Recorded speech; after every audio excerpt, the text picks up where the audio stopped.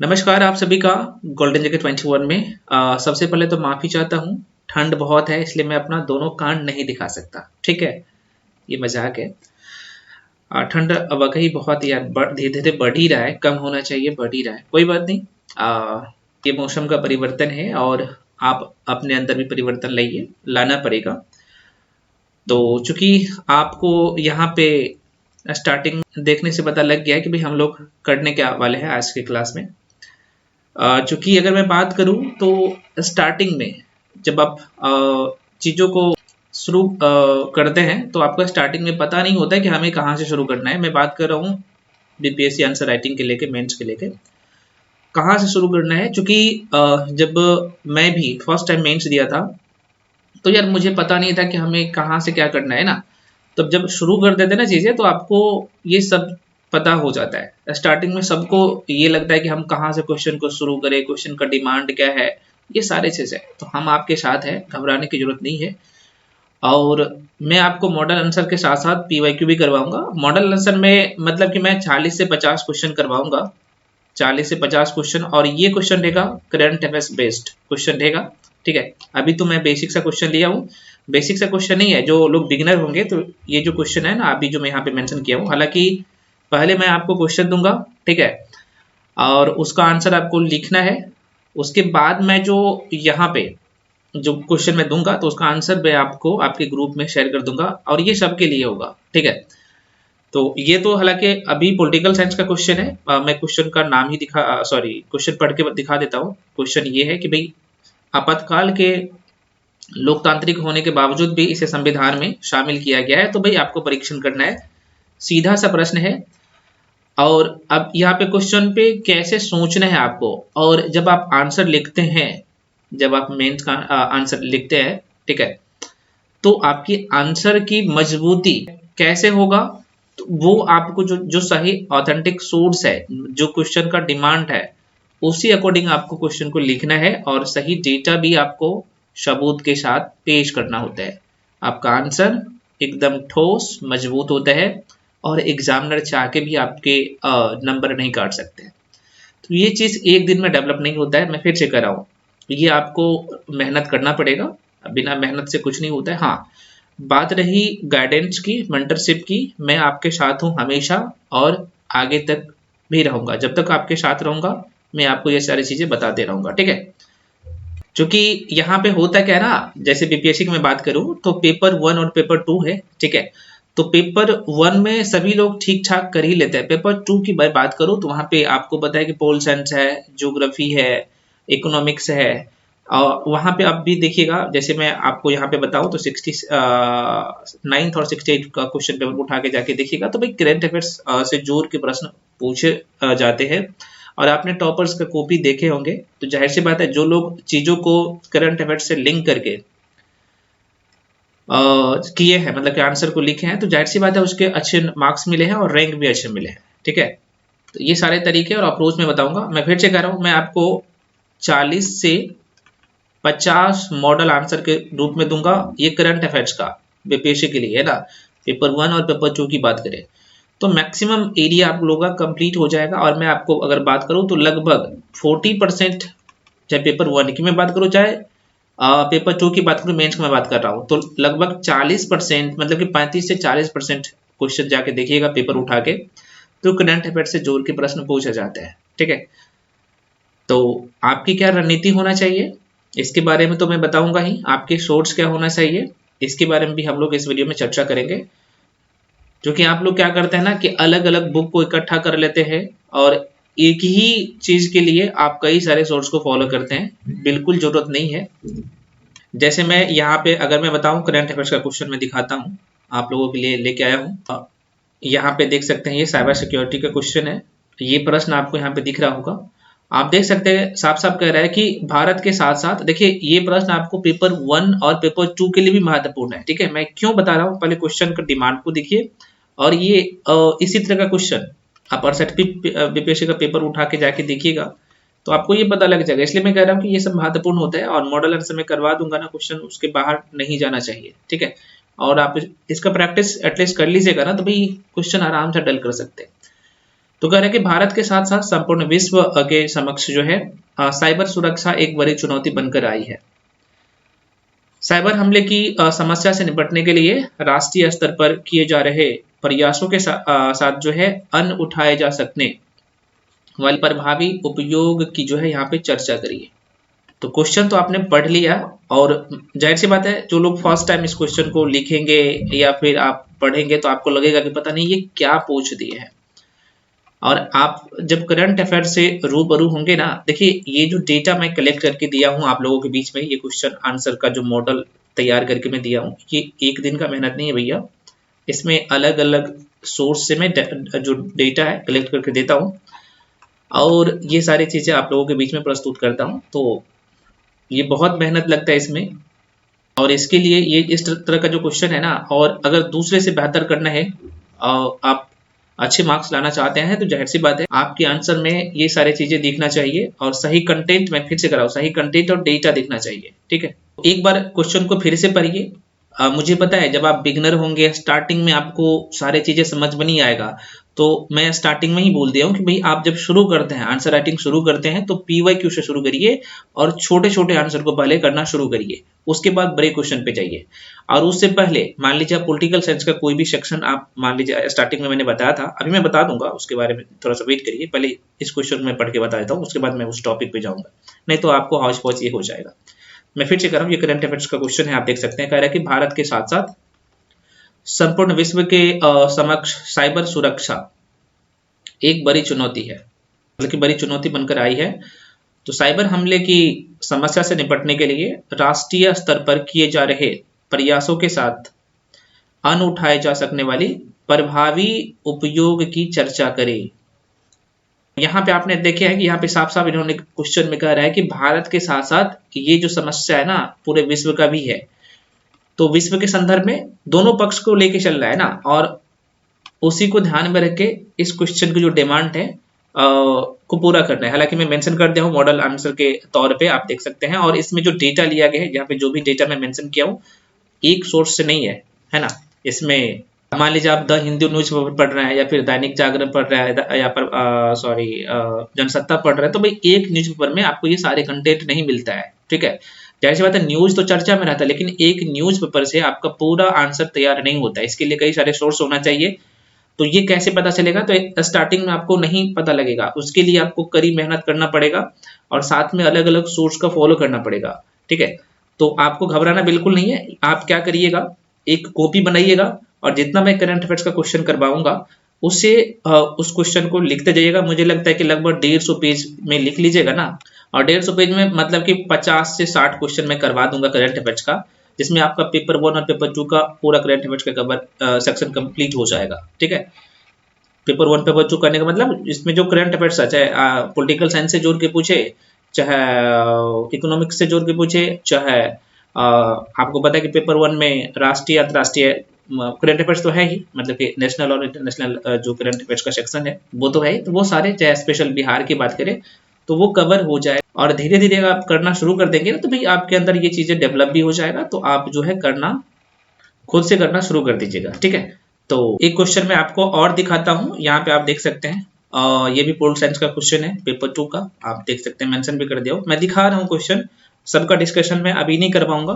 ठीक है, हाँ, लेकिन अभी मैं आपको बताऊंगा, एक क्वेश्चन के लेके मैं बताऊंगा, और डेली आपको मैं कहूंगा कि भाई PYQ करना है, वो शुरू कहाँ से करना है, अभी मैं सब कुछ आपको एक एक करके बताऊंगा। पहले यहाँ पे समझिए, ये जो अगला क्वेश्चन है यहाँ पे पोल साइंस का क्वेश्चन, यहाँ पे आप देख सकते हैं, यहाँ पे कह रहा है कि भारत में धर्मनिरपेक्षता को धर्म के सही ये समझ के रूप में स्वीकार किया गया है।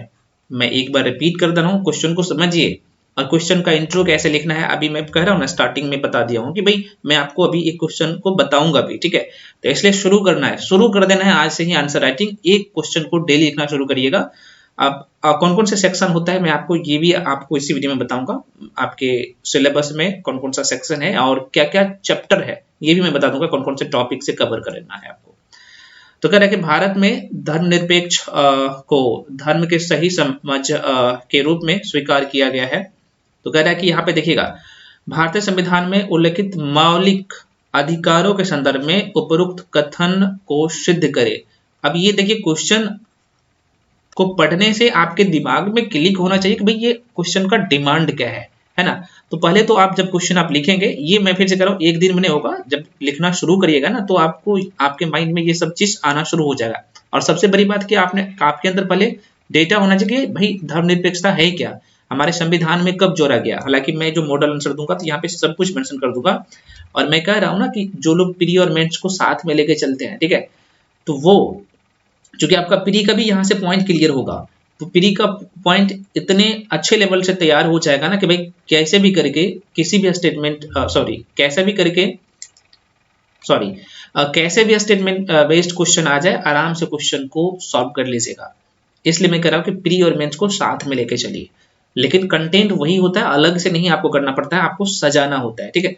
तो यहाँ पे क्वेश्चन देख लिए पोल साइंस। एक क्वेश्चन और आप यहाँ पे देख सकते हैं, देश की आर्थिक समृद्धि के साथ शहरी नियोजन, और ये आपने देखा होगा कि 68वीं बीपीएससी में इस तरह का क्वेश्चन पूछा गया था, है ना। और इसी के थीम बेस पे आपने देखा होगा कि 69 बीपीएससी का क्वेश्चन कुछ क्वेश्चन आपने देखोगे कि भाई थीम कहीं ना कहीं इसी के इर्द गिर्द घूम रहा था, ठीक है। हालांकि क्वेश्चन आप देख सकते हैं, ये हम आपके लिए 17वीं बीपीएससी के लिए तैयार किए हैं ये सारे क्वेश्चन। इसलिए मैं कह रहा हूँ भाई मैं जो करवाऊंगा क्वेश्चन करंट अफेयर्स बेस्ड सारे क्वेश्चन करवाऊंगा, और पीवाईक्यू तो करवाऊंगा, ठीक है।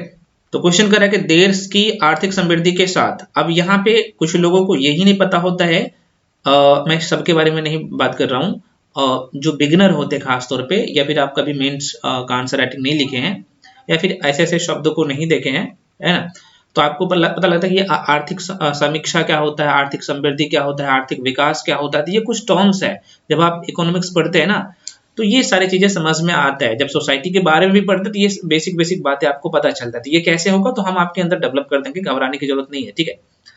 तो यहाँ पे देखिए कह रहे हैं कि देश की आर्थिक समृद्धि के साथ शहरी नियोजन एवं विकास नीति की प्रबल आवश्यकता महसूस हो रही है, किंतु शहरीकरण की चुनौतियां से इसे कठिन बना दिया है।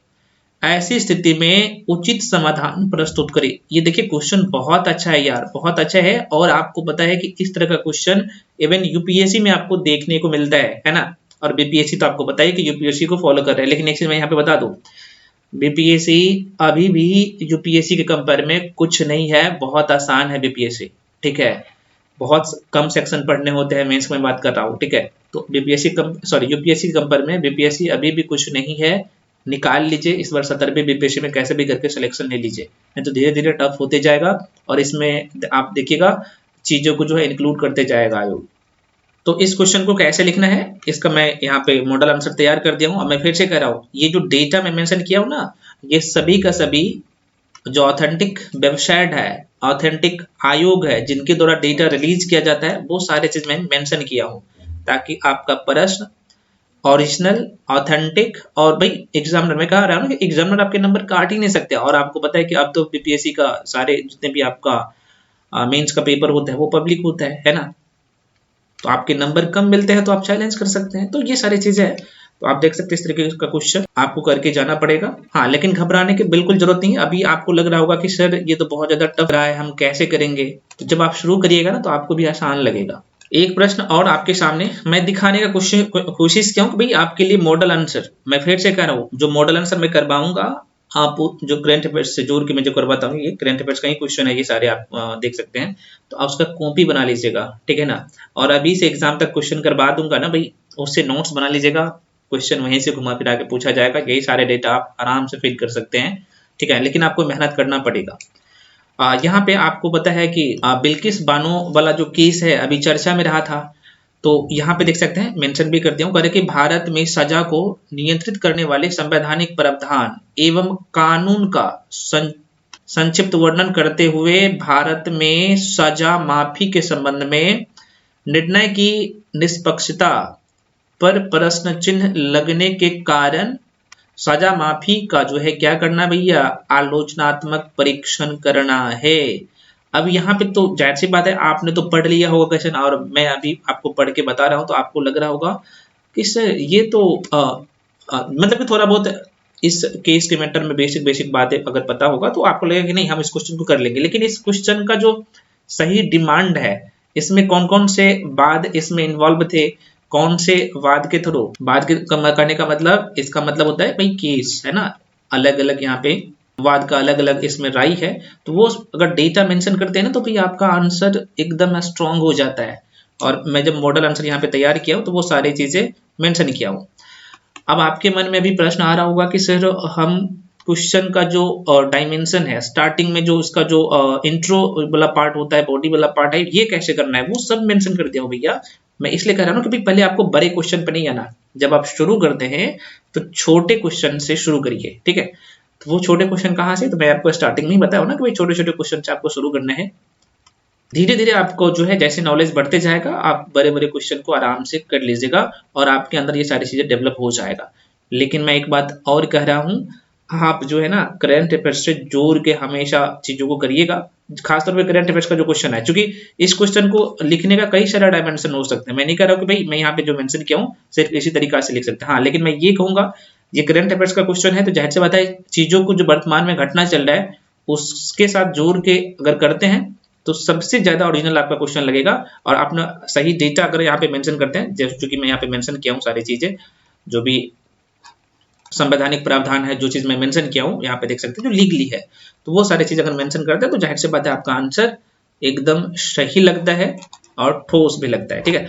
तो एक एक करके हम लोग सभी के बारे में चर्चा करेंगे। अभी तो मैं आपको क्वेश्चन बताया हूँ, तो आप चाहे तो आप इसका स्क्रीनशॉट करके क्वेश्चन को लिखने का प्रयास करिएगा। और हाँ, आपके लिए मैं फिर से कह रहा हूँ एक ग्रुप बना दूंगा, हालांकि ग्रुप तो मैं बना दिया हूँ, व्हाट्सएप ग्रुप, ठीक है, 17वीं बीपीएससी के लिए। तो भाई आप लोग क्या करिए उसमें जाके जुड़ जाइए।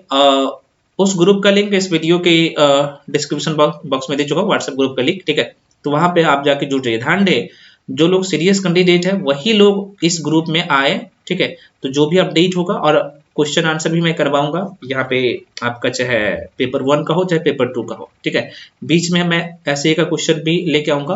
और खास तौर पे आप देख रहे होंगे बीपीएससी में भी खास तौर पे अभी जो क्वेश्चन आने लगे हैं फिलोसफिकल ऐसे आने लगे हैं, तो कैसे वहां से करना है चीजों को, तो ये भी हम लोग चर्चा करेंगे। तो चलिए हम लोग आ जाते हैं पहले नंबर के क्वेश्चन पे, ठीक है। और मैं आपको थोड़ा सा कुछ क्वेश्चन दिखा भी देता हूँ। मैं कहता हूँ कि एनसीईआरटी आप पढ़िए, ये जरूरी क्यों होता है। पहले इस क्वेश्चन को डिस्कस करने से पहले इस क्वेश्चन पे मैं पूरा डिस्कस करूंगा, यहाँ पे आपको दिख रहा होगा। मैं फिर से कह रहा हूँ पहले आपको छोटे छोटे क्वेश्चन से शुरू करना है। अभी आपके मन में क्वेश्चन आ रहा है सर शॉर्ट क्वेश्चन के बारे में बताए नहीं, भैया ये छोटे छोटे क्वेश्चन क्या है, शॉर्ट क्वेश्चन ही है, ठीक है। ये जो इस तरह का क्वेश्चन आएगा ये शॉर्ट क्वेश्चन ही आएगा जो 7 नंबर 8 नंबर का रहेगा, ठीक है। मैंने आपको बताया ना कि भाई ये आपातकाल के अलोकतांत्रिक, आपातकाल क्या है, लोकतांत्रिक नहीं है, अलोकतांत्रिक है ना।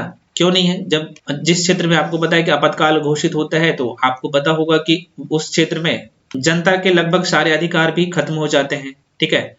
और यहाँ पे साफ साफ क्वेश्चन को देखिए ना, डिमांड देखिए ना क्वेश्चन को आराम से, जब क्वेश्चन समझ लिया ना भाई आपका आंसर आपके माइंड में तैयार हो गया, ठीक है। तो यहाँ पे क्वेश्चन में साफ साफ कह रहा है कि भाई आपातकाल के अलोकतांत्रिक होने के बावजूद, तो ये तो पता है कि आपातकाल एक अलोकतांत्रिक है ना, लोकतांत्रिक नहीं है। तो अलोकतांत्रिक होने के बावजूद इसे संविधान में शामिल किया गया है, तो आपको क्या करना है भाई, परीक्षण करना है। तो पहले बेसिक से बात यहाँ पे लिख देना है कि भाई आपातकाल किस स्थिति में लगाया जाता है। तो इसका इंट्रो वाला सेक्शन यही हो गया। और हमेशा मैं कह रहा हूँ कि भाई आपका इंट्रोडक्शन होना चाहिए ना, बहुत लंबा चौड़ा नहीं होना चाहिए, बेसिक सा होना चाहिए, जो चीज यहाँ पे मेंशन कर दिया हूँ। हाँ, लेकिन जब आप इस क्वेश्चन को लिखेंगे तो आपको आपातकाल के बारे में बहुत अच्छा से नॉलेज होना चाहिए, क्या क्या प्रोविजन है, क्या क्या प्रावधान है, ये सारे पॉइंट आपके माइंड में चलना चाहिए, ठीक है। इसमें कौन कौन से मौलिक अधिकार आपको प्राप्त है, तो ये सारी चीजें आपको पता होना चाहिए, ठीक है। और फिर ये आपको तैयार कहाँ से करेंगे, तो भैया मैंने आपको बताया ना, इसके लिए तैयार करना पड़ेगा आपका चैप्टर है, आपके सिलेबस में ये चीज है ना। जब हम लोग भारतीय संविधान पढ़ते हैं तो भैया राष्ट्रपति उपराष्ट्रपति के बारे में पढ़ते हैं, राज्यपाल के बारे में पढ़ते हैं, तो भाई यही से तो ये क्वेश्चन उठाया गया है। आप देख सकते हैं, कह रहा है ना कि आपातकाल के अलोकतांत्रिक होने के बावजूद भी इसे संविधान में शामिल किया गया, परीक्षण करना है, ठीक है। तो आपातकाल भाई कब लगाया जाता है, तो यहाँ पे साफ साफ मेंशन मैं कर दिया हूँ, मैं एक मॉडल आंसर में तैयार कर दिया हूँ। और ध्यान दें इसमें जो डेटा लिया गया है ऑथेंटिक, तो यहाँ पे साफ साफ मैं मेंशन कर दिया कि भाई युद्ध, बाह्य आक्रमण या सशस्त्र विद्रोह की स्थिति में विषम परिस्थिति से निपटने के लिए अनुच्छेद 352 के तहत आपातकाल का प्रावधान है ना। अब यहाँ पे देखिएगा आपका तो मेंस तैयार हो ही रहा है, साथ में आपका प्री का पॉइंट भी तैयार हो रहा है, प्रीलिम्स एग्जाम का भी पॉइंट तैयार हो रहा है, ठीक है, देख सकते हैं। तो कह रहा है कि अब यहाँ पे देखिएगा आपातकाल लगाने के लिए कुछ और पहलू होते हैं, देख सकते हैं, जैसे मंत्रिमंडल के लिखित परामर्श पर। अब यहाँ पे जब कुछ लोग शुरू करेंगे तो इन चीजों को नहीं लिखेंगे, तो यहाँ पे मेंशन करना पड़ेगा। तो यहाँ पे मैं मेंशन कर दिया हूँ कि जिसे मंत्रिमंडल के लिखित परामर्श पर राष्ट्रपति द्वारा जो है यहाँ पे लागू किया जाता है। तो किसके लिखित परामर्श पर? तो भाई मंत्रिमंडल के लिखित परामर्श पर राष्ट्रपति के द्वारा लागू किया जाता है।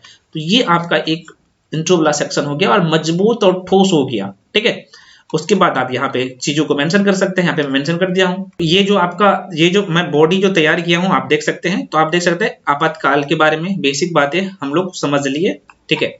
और एग्जामिनर भी देख लेगा कि भाई हाँ बच्चे में एकदम जान है।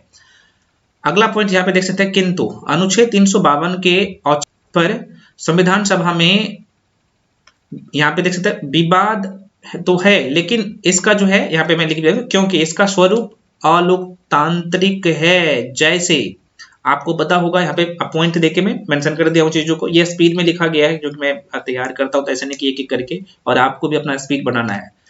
तो मेंशन कर दिया कि अनुच्छेद 352 लागू होने पर जो है अनुच्छेद 353 के तहत केंद्र सरकार राज्य को निर्देश देने की स्थिति में, और अगला पॉइंट यहाँ पे देख सकते हैं मेंशन कर दिया हूँ, केंद्र एवं राज्यों के बीच विधायी शक्तियों के विवरण संबंधी प्रावधान निलंबित परिणामतः, निलंबित तो हो ही जाता है, परिणामतः शक्तियों का केंद्रीकरण भी होता है, ठीक है। अब यहाँ पे अगला पॉइंट यही चीज मेंशन कर दूंगा। अब यहाँ पे देखिए यही चीज ना आपको आपकी आंसर को एकदम मजबूत प्रदान करते जाता है। लोकसभा एवं विधानसभा मतलब कि राज्य विधानसभा मेंशन कर दिया हूं के कार्यकाल में बिना निर्वाचन के भी अधिकतम 1 वर्ष के लिए वृद्धि भी होती है। अगला पॉइंट यहाँ पे मेंशन कर दिया हूं, अनुच्छेद 352 लागू होने पर अनुच्छेद 358 सक्रिय परिणामतः, और अनुच्छेद आपको पता है 19 जो लोकतंत्र का आधार स्तंभ है वो क्या हो जाता है भैया, ये निलंबित हो जाता है। और यहाँ पे मैं मेंशन भी कर दिया हूं, ठीक। तो यही तो है। अब क्या, अब मान लीजिए ये जो क्वेश्चन का जो डिमांड था, मैंने आपको क्या बताया कि क्वेश्चन क्या पूछा गया था कि आपातकाल के अलोकतांत्रिक होने के बावजूद भी संविधान में शामिल किया गया है। तो अब आपको ये ना, मैं आपको ऐसा पता नहीं कि मौलिक अधिकार में कौन कौन से आर्टिकल आता है ना, खास तौर पे ये चीज आपको पता होना चाहिए, ठीक है। आपातकाल क्या है इसके बारे में बेसिक बातें आपको पता होना चाहिए। इस क्वेश्चन को आराम से डील कर लीजिएगा। तो इसके लिए आपको पढ़ना पड़ेगा प्री के लिए। मैं आपको बताया हूं ना कि भाई प्री आपका अच्छा से तैयार होगा, मेंस भी आप अच्छे से करिएगा, हाँ, लेकिन प्रैक्टिस करना पड़ेगा मेंस के लिए। अगला पॉइंट यहाँ पे देख सकते हैं, अनुच्छेद 352 के अलोकतांत्रिक होने के बावजूद इसे संविधान में शामिल किया गया क्योंकि, अब वही पॉइंट अब यहां से आ गया। अगला पॉइंट करके मैं लिख दिया हूं कि भाई युद्ध बाह्य आक्रमण की स्थिति में राष्ट्रीय संप्रभुता। अब यहाँ पे मुझे पता है कि कुछ लोगों को पता होगा कि भाई ये संप्रभुता क्या होता है ना। तो राज्य की जो दर्जा मिलता है किसी भी देश को, तो इसमें किन किन चीजों पे को ध्यान में रखा जाता है, आप लोग कमेंट सेक्शन में कमेंट करिएगा कितने लोग जानते हैं। हालांकि मैं फाउंडेशन क्लास में भी पढ़ाया हूं इसके बारे में, ठीक है। तो यहाँ पे संप्रभुता एवं सुरक्षा संकटमय, और इसलिए आपातकाल के माध्यम से केंद्र को शक्तियां होगा, केंद्र को शक्तियां देकर विषम परिस्थिति का सामना करने या प्रयास, ठीक है। तो ये बेसिक बातें मैं लिख दिया हूं, आपको पता ही होगा ये बेसिक बात है। अब यहाँ पे देखिएगा अगला पॉइंट मैं लिख दिया हूं कि सशस्त्र विद्रोह की स्थिति में आंतरिक सुरक्षा एवं व्यवस्था तथा अधिकारों का उपभोग कठिन, जाहिर सी बात होगा ही होगा, वो मेंशन कर दिया हूं। इसलिए आपातकाल के माध्यम से अनुच्छेद 19 को लंबित करके व्यवस्था को बनाए रखने की कोशिश किया जाता है ना, होता ही है। और इस संदर्भ में अनुच्छेद 353 के तहत राज्यों को निर्देश देने का अधिकार केंद्र के पास आ जाता है। तो देख सकते हैं भाई वो राज्य को भी अधिकार देता है केंद्र, और ये प्रावधान किसके तहत होता है, तो 353 के तहत। तो ये पॉइंट आपको बताना चाहते हैं, इसके लिए आपका बेसिक तैयार होना चाहिए। एक क्वेश्चन आप लोगों को मैं करवा दे रहा हूँ, ठीक है, वो जो यहाँ पे देख सकते हैं आप खुद से भी, मैं हालांकि बता दिया तो आप क्वेश्चन को खुद से लिखने का प्रयास करिएगा। अब अगला पॉइंट यहाँ पे देख सकते हैं, मेंशन मैं कर दिया कि संविधान के प्रारूप समिति के सदस्य, आपको पता होना चाहिए इसका सदस्य का क्या नाम था है, तो आप टीटी कृष्ण मचारी, और ये प्रश्न डायरेक्ट प्री में भी पूछ लिया जाता पॉइंट, जाहिर सी बात है ये पॉइंट। तो ने यह कहा है कि देखिए अब यहाँ पे इसका के बारे में, आपातकाल के बारे में इन्होंने क्या स्टेटमेंट दिया था, और ये महत्वपूर्ण है, और इस कोड को मेंशन कर देते हैं तो भैया कहीं ना कहीं आपका आंसर मजबूत हो जाता है। तो कह रहा है कि बेशक आपातकाल कठोर है किंतु राष्ट्र की सुरक्षा के लिए इसे स्वीकार करना आवश्यक है। तो ये कौन कह रहा है? तो संविधान सभा के प्रारूप समिति के जो सदस्य थे, जिसका नाम सदस्य थे जिनका नाम है टीटी कृष्णमाचारी ने यह जो है स्टेटमेंट दिया था कि बेशक आपातकाल कठोर है किंतु राष्ट्र की सुरक्षा के लिए इसे स्वीकार करना आवश्यक है। ठीक है, तो इस तरीके से क्वेश्चन का डिमांड, ये मैं फिर से कर रहा हूँ, आपको घबराने की जरूरत नहीं है। आपको लग रहा होगा कि सर ये क्या कर रहे हैं, हमें तो समझ में नहीं आ रहा है। स्टार्टिंग में नहीं आएगा भैया, जब आप पॉलिटिकल साइंस अच्छे से पढ़ लीजिएगा ना, आपको समझ में आने लगेगा। और एक क्वेश्चन या दो क्वेश्चन लिखने से नहीं होगा, आप कंटिन्यूसली मेहनत करते रहिए, क्वेश्चन लिखने का प्रयास करिए। स्टार्टिंग में गलती होगा, तो मैं इसलिए कह रहा हूँ ना कि भाई आप लोगों के लिए हम एक ग्रुप बना देंगे। यहाँ पे मैं फिर से कह रहा हूँ, जो लोग, अच्छा कुछ लोग का कहना ये था, एक मिनट में थोड़ा सा ब्लैंक पेज पे जाता हूँ। अच्छा, कुछ लोग का कहना ये था कि सर जो आपने व्हाट्सएप ग्रुप का लिंक दिए हैं वीडियो के डिस्क्रिप्शन बॉक्स में, तो वहां से हम एक्सेस नहीं कर पा रहे, मतलब कि ज्वाइन नहीं हो पा रहे, फेल बता रहा। तो आप क्या करिएगा, इस नंबर पे, और नंबर देता हूँ, थोड़ा सा देख लीजिए। अच्छा, प्री के बैच के लिए कुछ लोग पूछ रहे थे, भैया आप उस ग्रुप में जाके जुड़िए, वहां पे जो भी इन्फॉर्मेशन होगा बता दिया जाएगा। तो 9341766130 इस नंबर पे आप व्हाट्सअप करिएगा। तो जो लोग यहाँ पे नहीं जुड़ पाते, वहां पे लिंक पे क्लिक करके, मैं फिर से कर रहा हूँ, व्हाट्सएप ग्रुप का लिंक इसी वीडियो के डिस्क्रिप्शन बॉक्स में मैं दे चुका हूँ, तो वहां से आप जाके जुड़ जाइए। ठीक है, अगर नहीं जुड़ पाते हैं किसी कारणवश, आपको फेल लिख के आता है, तो इस नंबर पे 9341766130 पे आप क्या करिएगा, व्हाट्सअप कर दीजिएगा और मेंशन कर दीजिएगा कि सर मैं 70 बीपीएससी का सीरियस कैंडिडेट हूँ, मुझे तैयारी करना है आंसर राइटिंग वाले प्रोग्राम में, मुझे ई ढूंढना। तो मैं वहां पे उस ग्रुप में जोड़ दूंगा।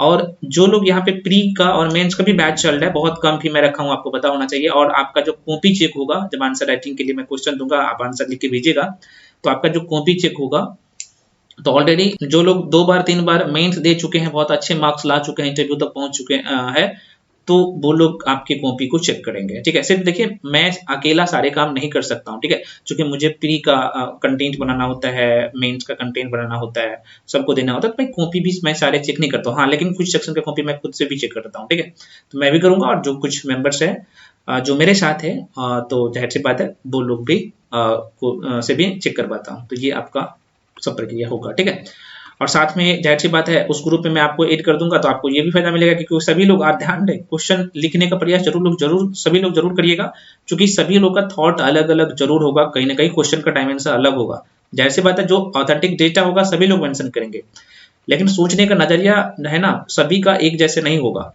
अलग अलग होगा। तो भाई आपके अंदर ये चीज डेवलप हो जाएगा, एक दूसरे को जो अगर चीजों को साझा करेंगे, तो जाहिर सी बात है ये कहीं ना कहीं देख के आपके अंदर डेवलप हो जाएगा। ठीक है, तो यहाँ पे मैं मेंशन कर दिया हूँ। और एक चीज यहाँ पे मैं और बता दूं, जो लोग प्री और मेंस के लिए, देखिए प्री के लिए जो यहाँ पे क्लास शुरू होगा, स्पेशल ये प्री बैच जो होगा 70 बीपीएससी के लिए, है ना, तो ये भी बहुत जल्द शुरू कर देंगे। हो सकता है कि इसके बारे में कल तक मैं बता दूंगा, है ना, बहुत कम फी है, 1599 रुपया। तो कैसे क्या करना है वो मैं बता दूंगा। हालांकि प्री प्लस मेंस का ये बैच चल रहा है, जिसमें मैं आपको आंसर राइटिंग पेपर 1 और पेपर 2 दोनों करवाऊंगा, साथ में मॉडल आंसर करवाऊंगा, पीवाईक्यू करवाऊंगा, सब कुछ करवाऊंगा। तो ये भी बैच शुरू है, इसमें आपको प्री तो तैयार करवा ही रहा हूँ, और साथ में एनसीईआरटी जो बहुत ज्यादा जरूरी है। अभी मैं आपको 69 का पेपर दिखाऊंगा, कैसे ज्योग्राफी की बात करें तो डायरेक्टली क्वेश्चन आपके पेपर से आए हैं। 9वीं क्लास की शॉर्ट क्वेश्चन जो है ना, 9वीं क्लास की ज्योग्राफी से आया है डायरेक्टली, अभी मैं बताऊंगा। तो वो सब कुछ यहाँ पे मैं करवाता हूँ। तो आपका ये जो इसका जो फी होता है 3499 है। ठीक है, तो और आपको पता है कि लोग 4-5 हजार रुपया लेके सिर्फ आपको कुछ क्वेश्चन करवा देते हैं मेंस का, सिर्फ आपको ये बोलते हैं कि भाई हम आपको गाइड कर देंगे, लेकिन मैं आपको कंटेंट के साथ साथ पढ़ाता हूँ, और कहाँ से क्वेश्चन आता है वो सारी चीज मैं आपको 3499 रुपये में दे रहा हूँ। इसमें आपका प्री और मेंस दोनों हो जाएगा। अभी ऑफर दिया हूँ, तो जो लोग आना चाहते थे इसमें आ सकते हैं। जो लोग यहाँ पे ये फाउंडेशन जो क्लास चल रहा है, अभी तक जितने भी क्लासेस हो चुके हैं, तो सबका वीडियो पीडीएफ मिल जाएगा, बाकी आप लोग के ग्रुप में मिलता ही रहेगा, ठीक है, जो बचा हुआ सेक्शन है। संपूर्ण जानकारी के लिए आप इस नंबर पे, जो नंबर दिया गया है 9341766130, तो इस नंबर पे कॉल करके इन्फॉर्मेशन ले सकते हैं इस कोर्स के रिगार्डिंग, है ना। इसमें आपका प्री और मेंस, मतलब कि प्री का पूरा फुली कवर होगा, मेंस का आंसर राइटिंग मैं करवाऊंगा, और साथ में आपको 110 नोट्स, वीडियो, पीडीएफ, ये सब तो मिलता ही मिलता है, तो ये सब मिलेगा। आई होप कि ये सारी चीजें क्लियर हो गया होगा। बात रही स्पेशल प्री का बैच, तो ये शुरू होने वाला है, इसलिए तो मैं कह रहा हूँ उस ग्रुप में जाके जुड़ जाइए, जो भी इन्फॉर्मेशन होगा तो वहां पे मैं शेयर कर दूंगा, क्योंकि बार बार मैं इसके लेके यूट्यूब पे नहीं बताऊंगा। और हाँ, मैं एक बार रिपीट कर रहा हूँ, ये जो प्री और मेंस का जो बैच है ये शुरू है, इसमें ancient history, medieval history, modern history, pol science, है ना, बायो, ये सब मैं कवर करवा दिया हूँ। और ज्योग्राफी की मैं बात करूँ तो छठी से लेके 9वीं तक ज्योग्राफी कंप्लीट है, विद डायग्राम, सारी चीजें मैं कंप्लीट करवा दिया हूँ। अब बचा है 11 12 का, ये भी कवर करवा दूंगा, जो बचा हुआ सेक्शन है वो भी कवर हो जाएगा, तो मतलब जो चीज कंप्लीट हो गया है ना। और हाँ, साथ में स्पेशल बिहार का ज्योग्राफी, जो कि बहुत ही महत्वपूर्ण है और आपके प्री और मेंस दोनों के लिए, तो ये सब कवर है ना, इतना सारे सेक्शन कवर है। तो जो लोग भी अभी भी जुड़ते हैं तो आपको ये सारी चीजें पिछले वाले क्लासेस जो हो चुके हैं वो मिल जाएगा। साथ में सबसे बड़ी बात है कि एनसीईआरटी का ऑब्जेक्टिव ऑफ थ्योरी वो दोनों करवाता हूँ, और 110 नोट्स से जो पढ़ाता हूँ, तो 110 नोट्स में ऑलरेडी सारी चीजें मेंशन कर दिया हूँ और सब कुछ डायग्राफिकली में समझाया हूँ, ठीक है। उसमें जो 110 नोट्स है उसमें एनसीईआरटी का भी कंपाइलेशन है और साथ में स्टैंडर्ड बुक का भी कंपाइलेशन। तो भाई कहाँ से क्वेश्चन बाहर जाएगा? एक बार आप एनसीईआरटी को थ्योरी मतलब कि चैप्टर बाय पढ़ रहे हैं, साथ में ऑब्जेक्टिव क्वेश्चन लगाते जा रहे हैं, और दूसरी तरफ आप उसी का शॉर्ट नोट्स और साथ में उसका वीडियो पीडीएफ मिल रहा है, तो भाई आप चीजों को बार बार रिविजन करिए ना। 10 सोर्स से अच्छा है कि एक सोर्स को लिमिट रखिए, एक सोर्स को रखिए और मल्टीपल टाइम चीजों को रिविजन करिए, है ना। एक बार कंसेप्ट क्लियर करिए, आंसर राइटिंग भी शुरू करिए और क्वेश्चन का बनाना शुरू करिए, हो जाएगा, है ना। बहुत बड़ा तोप नहीं है। जो लोग बार बार प्री एग्जाम में भी फेल करते हैं, तो नहीं, आपको प्री और मेंस दोनों को साथ में लेके चले। मैं आपको अभी प्रूफ के साथ बता दिया हूँ ना कि भैया कैसे यह जो है मेंस का चीज आप प्री में भी यहाँ पे आपको देख सकते, अप्लाई कर सकते हैं। और ये आता है डायरेक्टली जब क्वेश्चन को टफ करेगा आयोग, और खास तौर पे आप देख सकते हैं कि लगभग 20 से 25 क्वेश्चन डायनामिक रहता है, आपको पता होना चाहिए बीपीएससी का भी अब, ठीक है। खैर, मैं सारी चीज बताने की कोशिश किया हूँ। मैं फिर से कर रहा हूँ, व्हाट्सएप ग्रुप का लिंक इसी वीडियो के डिस्क्रिप्शन बॉक्स में मैं शेयर कर चुका हूँ, तो आप जाइए, लिंक पे क्लिक करिए और वहां पे जाके एड हो जाइए। अगर लिंक पे कोई दिक्कत आती है तो नंबर दे दिया, उस नंबर पर व्हाट्सएप करके भेजिएगा, मैं आपको एड कर दूंगा, ठीक है। वहां पे भी आंसर राइटिंग का क्लास चलेगा, करवाऊंगा। हाँ, तो ये तो भाई हम लोग देख लिए। अब यहाँ पे देखिए अगला पॉइंट देखिएगा, यहाँ पे कह रहा है कि चौथा नंबर को पॉइंटिंग करके मैं मेंशन करती हूँ कि भाई किंतु आपातकाल को प्रावधान, यहाँ पे होना चाहिए के, ठीक है। आपातकाल के प्रावधान को शामिल करने के साथ इसे लोकतांत्रिक व्यवस्था से जो है सुसंगत बनाने का प्रयास किया गया है। जैसे आपको पता होना चाहिए, यहाँ पे मेंशन कर दिया हूँ कि अनुच्छेद 352 लागू होने के बाद 1 महीने के अंदर दोनों सदनों का मतलब लोकसभा और राज्यसभा, ये चीज पता होना चाहिए, सदनों से अनुमति अनिवार्य है। और दूसरा पॉइंट मैं मेंशन करता हूँ फिर से कि अनुच्छेद 20 और 21 का जो है निलंबन नहीं होगा। ये सारी चीज तो जाहिर सी बात है आपके सिलेबस में है, आप पढ़ते हैं, जो ये चीज मेंशन करना पड़ेगा। अनुच्छेद 352 में जो है आंतरिक, यहाँ पे देख सकते हैं, लिखते हो आंतरिक अशांति की जगह आप देख सकते हैं 44वें संविधान संशोधन द्वारा सशस्त्र विद्रोह शब्द जोड़ा गया। ये बेसिक बातें हैं, और लास्ट में आप कंक्लूजन मेंशन कर देंगे कि वस्तुतः आपातकाल एक आवश्यक, सॉरी यहाँ पे एक बार मेंशन मैं फिर से करता हूँ, रिपीट कर देता हूँ भाई, वस्तुतः आपातकाल एक आवश्यक बुराई है, मतलब कि बुराई है जिसे राष्ट्र की संप्रभुता, सुरक्षा, स्वतंत्रता एवं एकता को बनाए रखने के लिए, इस शब्द को देखिएगा, बनाए रखने के लिए स्वीकार किया गया, किंतु विषम परिस्थितियों में इसके प्रयोग की अनुमति है, ठीक है। तो विषम परिस्थिति आता है तो जाहिर सी बात है आपातकाल का प्रावधान है। तो ये बेसिक बातें आप देख सकते थे चीजों। अब यहाँ पे देखिए क्वेश्चन को अच्छे कैसे कर सकते थे, जब आपको इस टॉपिक पे अच्छे से कमांड है, आपको फंडामेंटल राइट के बारे में भी पता है, मौलिक अधिकार जो चैप्टर है उसके बारे में भी पता है, तो जाहिर सी बात है क्वेश्चन एकदम साधारण सा क्वेश्चन था, ठीक है। आप लोग क्या करिएगा, हालांकि मैं तो अभी बता दिया हूँ मुख्य बातें, तो आप क्या करिएगा, राष्ट्रपति वाला चैप्टर जाके बहुत अच्छे से पढ़िएगा, मौलिक अधिकार वाला चैप्टर जाके पढ़िएगा अच्छे से, और साथ में इस क्वेश्चन को लिखने का प्रयास करिएगा, क्योंकि आपको पता है कि आपातकाल एक अलोकतांत्रिक है ना। हमारा संविधान लोकतांत्रिक है, लोकतांत्रिक और लोकतांत्रिक का मतलब आपको पता है। लोकतंत्र ये होता है, मैं आपको सरल शब्दों में बताने की कोशिश करूंगा, तो सारे शक्ति जनता के हाथ में होता है। और लोकतांत्रिक क्या होगा, आप सरकार को जनता के द्वारा तो चुनेंगे, लेकिन शक्ति आपके साथ उस समय जो है, मतलब कि लोकतांत्रिक में बात कर रहा हूँ, तो वो सारे शक्ति सरकार के हाथ में होता है, जनता के पास कुछ नहीं होता है, ठीक है। तो जाहिर सी बात है, तो ये सारी चीजें बेसिक समझ आपको इस पे होना चाहिए, ठीक है। तो इस बेसिक समझ के लिए क्या करना पड़ेगा, पढ़ना पड़ेगा चैप्टर को। तो इसलिए मैं कह रहा हूँ कि जब आप प्री पढ़ते हैं तो आपका मेंस का वहीं से तैयार होता है, और सिर्फ आपको लिखने का तरीका और क्वेश्चन का जो डिमांड होता है वो समझ में आना चाहिए, है ना। तो स्टार्टिंग में मैं आपको बता दिया हूँ, क्वेश्चन में पहले तो आपको जैसे क्वेश्चन में लिखा गया था, मैं एक बार रिपीट कर दे रहा हूँ फिर से, आपातकाल के अलोकतांत्रिक होने के बावजूद भी संविधान में शामिल किया गया है ना। तो परीक्षण करना है आपको, तो पहले आपातकाल के बारे में बेसिक बातें आपको बताना है, हमारे संविधान में क्या प्रोविजन है, इसके लिए क्या प्रावधान है वो चीज। उसके बाद जो है अलोकतांत्रिक होने के बावजूद भी संविधान में क्यों शामिल किया गया है ना, इसके क्या फायदे और क्या नुकसान, वो दोनों चीज आपको बेसिक से, क्योंकि आपको ये शॉर्ट क्वेश्चन में लिखना है तो आपको पूरे डिटेल में नहीं जाना है, बस यहाँ पे मैं जो जो पॉइंट लिखा हूँ ये लिख के और क्वेश्चन को आराम से जवाब दे सकते थे, ठीक है। तो देखिए मैं आपको इस वीडियो में एक क्वेश्चन करवाया हूँ, और ध्यान दें इस क्वेश्चन को खुद से लिखने का प्रयास करिएगा, और अगला जो सीरीज आएगा तो उससे पहले मैं आप लोगों के लिए एक ग्रुप क्रिएट कर दूंगा मेंस का, बीपीएससी मेंस आंसर राइटिंग का। तो उसके लिए मैं फिर से कर रहा हूँ, आप लोग जाइए इसी वीडियो के डिस्क्रिप्शन बॉक्स में व्हाट्सएप ग्रुप में जाके जुड़ जाइए, और साथ में टेलीग्राम पे भी जाके जुड़ जाइए। टेलीग्राम का लिंक भी इसी वीडियो के डिस्क्रिप्शन बॉक्स में है, तो वहां पे आप जुड़ जाइएगा। तो चूंकि जो ग्रुप मैं क्रिएट करूंगा स्पेशल मेंस आंसर राइटिंग का, ठीक है, वो फ्री होगा, तो वहां पे सभी लोग अपना आंसर भी लिख के भेज सकते हैं। मैं आपको पहले क्वेश्चन दूंगा, आपको पहले लिखना है, उसके बाद मैं मॉडल आंसर उसका मतलब कि लिख के और उसका वीडियो भी साथ में दे दूंगा। तो ये क्या होगा, धीरे धीरे आपके अंदर ये सारी चीजें डेवलप हो जाएगा। देखिए मेंस आप जब तैयार करते हैं तो भाई मेंस तो आपका तैयार हो ही रहा है, प्री का एकदम आपका जो टफ क्वेश्चन जो रहता है ना आपके पेपर में, वो भी तैयार होता है। ये आसान क्वेश्चन तो तैयार होता ही होता है, लेकिन टफ क्वेश्चन भी तैयार होता है।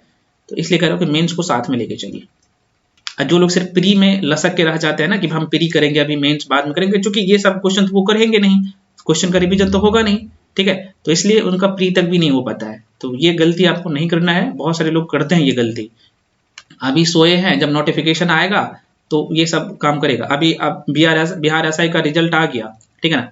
अब बहुत सारे कैंडिडेट जो मेरे साथ जुड़ के पढ़े थे बहुत अच्छा स्कोर किया था, मैंने आपको बताया था। और देखिए मैं जो कटअप बताऊं, कटअप उतना ही है। अभी मैं बोल रहा हूँ 1275 सीट का कटअप जारी कर दिया गया, ठीक है।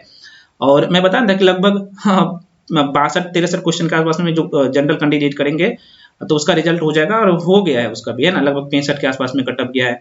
ओबीसी और ईबीसी का लगभग 62-63 क्वेश्चन जो किया था वो इसका हो गया है, ठीक है। फीमेल का कम गया है कटअप, वो बता देंगे बहुत जल्द, वो भी वीडियो अपलोड हो जाएगा।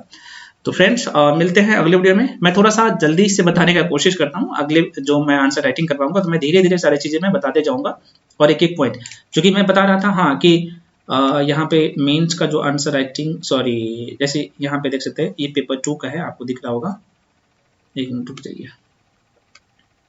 कुछ क्वेश्चन में ज्योग्राफी का दिखाना चाहता हूँ आपको। ये तो पेपर 1 का है, संथाली बेसिक क्वेश्चन है। देखिए शॉर्ट क्वेश्चन जो ज्योग्राफी का पूछा गया, देखिए यहाँ पे मानसून से आपके 9वीं क्लास में है ये, और यहाँ से डायरेक्टली क्वेश्चन पूछ लिया गया था, ठीक है। अब यहाँ पे देखिएगा, उसके बाद मैं क्वेश्चन दिखाता हूँ आपको बेसिक। अब यहाँ पे देखिएगा, जब आप चैप्टर 2 में, मैं चैप्टर का नाम भी बता दे रहा हूँ, चैप्टर कहाँ से आप जाइएगा तो 9वीं क्लास की एनसीईआरटी चैप्टर 2 ज्योग्राफी में बात कर रहा हूँ, ठीक है, ज्योग्राफी का, है ना। वहां पे जाइएगा और आपको ये क्वेश्चन दिख जाएगा साफ साफ, है ना। भारत को यहाँ पे साफ साफ लिखा हुआ कि भारत को प्रमुख भौतिक विभागों में, और आपको पता है कि भाई भारत की भौतिक विभाजन की बात की जाए तो हम लोग 6 भागों में बांट के देखते हैं या फिर समझते हैं, है ना। एक उत्तर भारत, सॉरी, हिमालय पर्वत, या फिर आप कह सकते हो उत्तर का हिमालय पर्वत, उसके बाद उत्तर भारत का मैदान, है ना, उसके बाद प्रादीपीय भारत, उसके बाद आप लोग पढ़ते हैं भारत का तटीय क्षेत्र, द्वीप समूह, है ना, भारत का मरुस्थल, पढ़ते हैं इसके बारे में। और यही तो भाई उसी को तो डिफाइन करना था, आप देख सकते हैं। और उसमें पूछ दिया गया था कि उस ये 6 में से जो है, मतलब जो 6 भागों में हम लोग बांट के इसे पढ़ते हैं, मतलब कि भारत का भौतिक विभाजन की मैं बात करूं तो इसमें बिहार की स्थिति 6 में से किस में आता है, आपको पता है कि भारत उत्तर भारत के मैदान में आएगा, तो ये बेसिक बात है यहाँ से पूछ लिया गया था, जो कि बहुत आसान है। तो भाई मैं कह रहा हूँ ना कि एनसीईआरटी जरूरी है और डायरेक्टली यहाँ से क्वेश्चन पूछा गया है और उसी का लैंग्वेज में आपको जवाब भी देना होगा, ठीक है। तो चीजों को अच्छे से करिए, जो लोग मेरे साथ पढ़ रहे हैं वो सारी चीजें मैं आपको बताते जाता हूँ कि कैसे आपको मेंस के लिए तैयार होना है, प्री के लिए, तो ये जरूरी होता है। खैर वीडियो लंबा हो गया है, तो फ्रेंड्स मिलते हैं एक वीडियो में, सॉरी एक क्वेश्चन के बारे में मैंने चर्चा किया हूँ, मैं फिर से कर रहा हूँ, जब जो ग्रुप बना दूंगा इसमें PYQ और मॉडल आंसर भी मैं करवाऊंगा। मॉडल आंसर करने का मतलब उसमें करंट अफेयर से जुड़ के जो प्रश्न पूछे जाते हैं वो सारी चीजें रहेगा, ठीक है। तो मिलते हैं अगले वीडियो में। सभी लोग टेलीग्राम पे जाके जुड़ जाइए और जो लोग नए हैं चैनल को सब्सक्राइब कर लीजिए, क्योंकि यहाँ पे जो भी कंटेंट दिया जाता है आपको ऑथेंटिक, ओरिजिनल और सही मटेरियल होता है, ठीक है। तो मिलते हैं अगले वीडियो में, तब तक के लिए जय हिंद।